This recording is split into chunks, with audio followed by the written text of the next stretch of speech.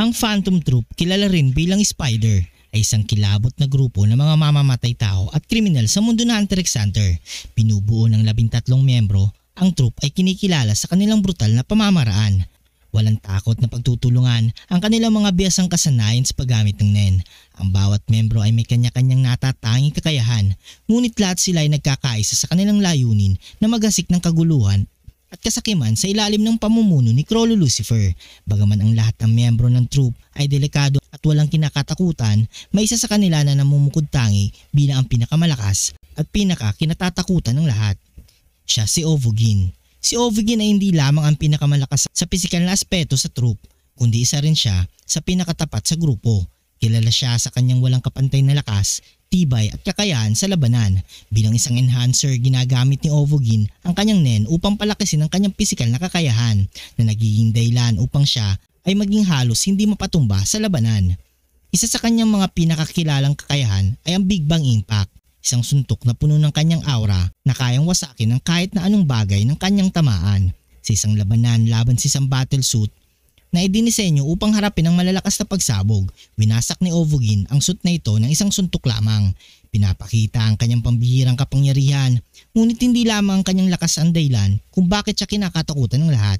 Ang kanyang tibay sa labanan ay isang aspeto na higit na nagbibigay sa kanya ng bentahe. Bago tayo magpatuloy sa ating video, gusto ko lang i-share ito sa inyong bagong online earning app. Ito ang Xworld. Napakasolid nitong Xworld guys. Maglalaro ka lang ng casual mobile games at pwede ka nang kumita ng malaki. As of the moment I recorded this video, ito na ang kinita ko ngayon sa Xworld.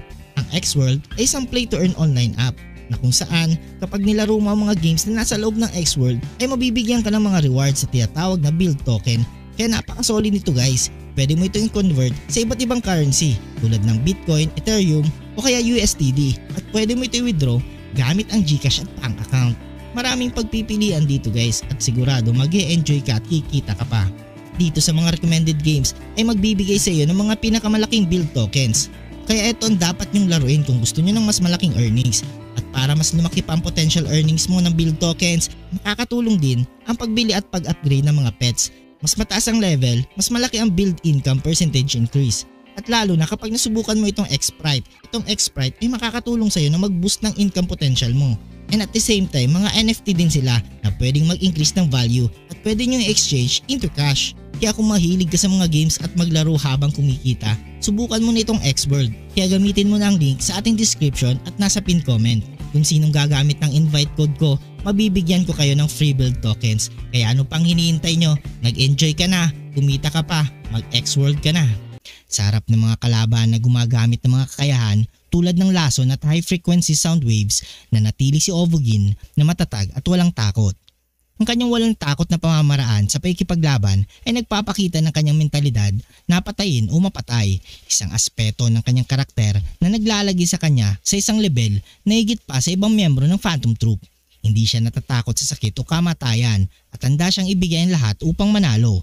Sa kabila ng kanyang brutalidad, may malasakit din si Ovogin sa kanyang mga kasamahan tulad ng ipinakita sa kanyang huling hiling kay Kurapika na iligtas ang Phantom Troop mula sa pagkakanulo. Ang kamatayan ni Ovogin sa kamay ni Kurapika ay nagmarka ng isang malaking pagbabago ng kwento ng Hunter x Hunter.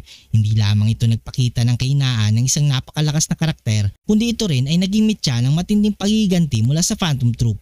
Sa kabila ng kanyang kamatayan, ang impluensya ni Ovogin ay patuloy na ramdam sa grupo at kwento mismo. Sa kabuuan, si Ovogin ay isang halimbawa ng isang tunay na halimaw sa anyo ng tao.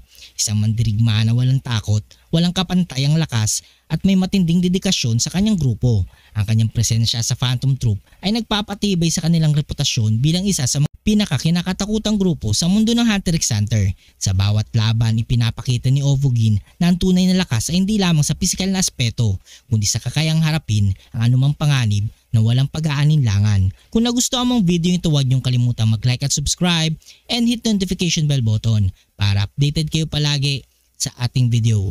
Maraming salamat.